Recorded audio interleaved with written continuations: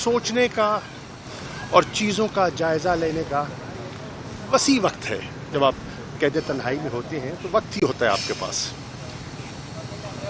मेरा जो तज्जिया है सियासी सूरत हाल पर, मैं चेयरमैन इमरान उनकी खिदमत में पेश करूँगा, उनसे रहनुमाई भी हासिल करूँगा। लेकिन सबसे पहले मैं अल्लाह ताला का शुक्र बजा लाता हूँ जिसने इस कैद तन्हाई में मुझे हिम्मत से, हौसले से वक्त गुजारने का मुझे अल्लाह ने हौसला दिया।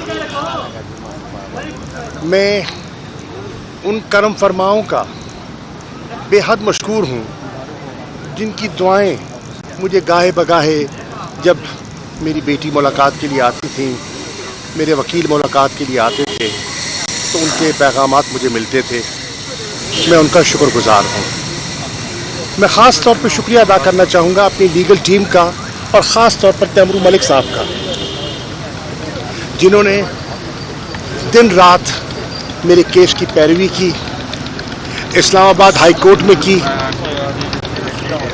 इस्लामाबाद हाई कोर्ट के चीफ जस्टिस मियां गुल हसन औरंगज़ेब साहब ने एक मुफस्सल फ़ैसला दिया, जो कि मेरा MPO का ऑर्डर उन्होंने कलअदम गैर कानूनी करार दिया, और बड़ी तफसीलात हैं उस फैसले में। बहरहाल मुझे डिप्टी कमिश्नर रावलपिंडी के कहने पर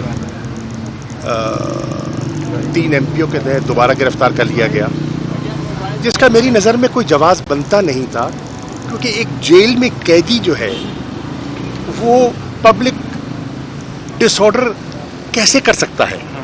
मैं तो कैद तन्हाई में हूँ, मेरा तो किसी से राब्ता नहीं है। मैं किसको उकसा सकता हूँ या मैं किसको हिदायत दे सकता हूँ?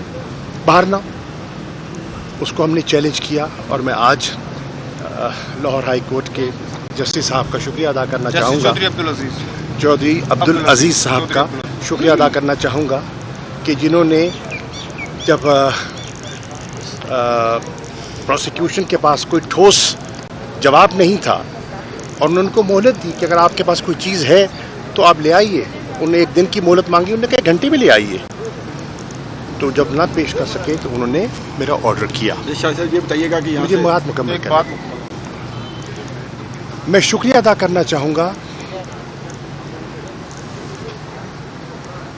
अपनी फैमिली का मैं इसलिए शुक्रिया अदा करना चाहूँगा कि जब मैं कराची से 9 मई को रवाना हुआ इस्लामाबाद के लिए, तो मेरी अहलिया बीमार थी, उनका ऑपरेशन हुआ था, वो अस्पताल में थी, और मेरे बच्चे परेशान थे। लेकिन जब मैंने उनको बताया कि मेरी जिम्मेदारियां इस नौइयत की हैं कि मुझे इस्लामाबाद जाना है, तो मैं शुक्रिया अदा करना चाहूँगा अपनी अहलिया का। उन्होंने कहा तुम्हें अल्लाह के हवाले, आप जाएं और हमारी परवाह न करें। मेरी इस कैद में मेरे बच्चों ने बड़ा साथ दिया।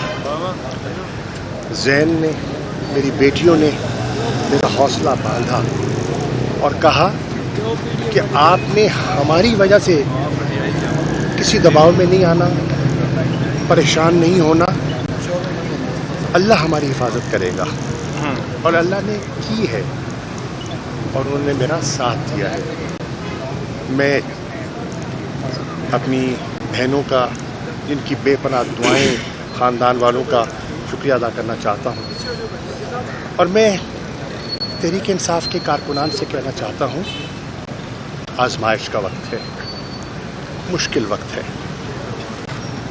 हौसले में रहिए, हिम्मत ना हारिए, रात कट जाएगी। हर ग़रूब के बाद एक तुलू भी होती है, उस तुलू का इंतज़ार कीजिए। मैं समझता हूँ कि आज भी मुख्तलिफ जेलों में बेपनाह लोग ऐसे हैं जो बिल्कुल बेगुनाह हैं, ان کو رہا ہونا چاہیے.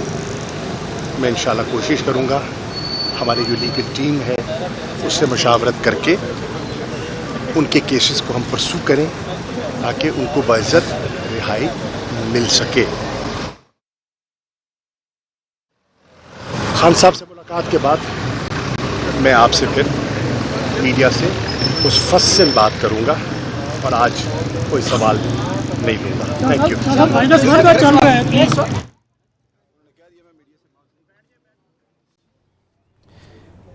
شاہ محمود قریشی وائس چیئرمین پاکستان تحریک انصاف رہائی کے بعد میڈیا سے گفتگو کر رہے تھے. انہوں نے کہا کہ وہ پارٹی چیئرمین سے مزید رہنمائی حاصل کریں گے. انصاف کا جھنڈا میرے ہاتھ میں ہے اور وہ اپنے آج کے اس کافی خوش نظر آ رہے تھے اور انہوں نے کہا کہ اس بیچ میں کیسے اندازہ کیا جا سکتا ہے کہ کوئی سیاسی جماعت کا لیڈر یا سیاسی جماعت کا کارکن جو ہے وہ ہنگامہ آرائی میں ملوث ہو یا وہ اپنے وطن کے خلاف سوچے.